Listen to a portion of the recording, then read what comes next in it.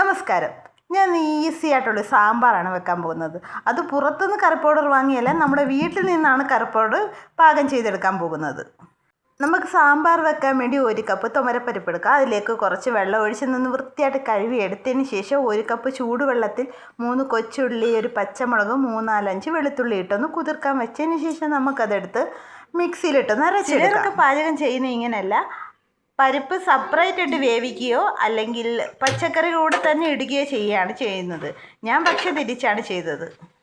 നമുക്ക് ഗ്യാസ് ഓണാക്കി കുക്കർ വെക്കാം. അതിനകത്തോട്ട് കുറച്ച് ചൂടുവെള്ളം ഒഴിച്ചു കൊടുക്കാം. അതിന് ശേഷം നമ്മൾ അരച്ച് വെച്ചിരുന്ന പരിപ്പെടുത്ത് അതിലേക്ക് ഇട്ട് കൊടുക്കാം.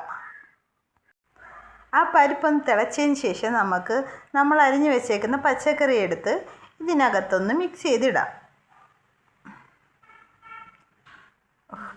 നമുക്കിതിനകത്ത് ആവശ്യമായ 1 കപ്പ് ചൂടുവെള്ളം ഒഴിച്ചു കൊടുക്കാം.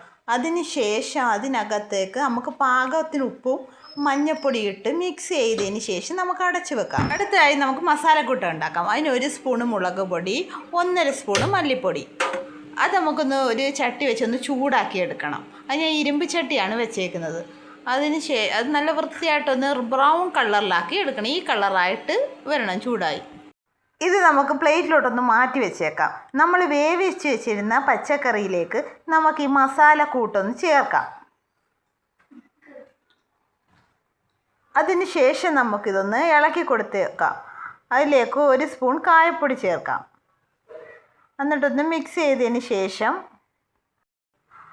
ശേഷം നമുക്ക് താളിക്കാൻ വേണ്ടി ഒരു ചട്ടി വെക്കാം. അതിലേക്ക് 1/2 സ്പൂൺ എണ്ണ ഒഴിക്കാം. അതിനകത്ത് 1/2 സ്പൂൺ കടുകിടാം.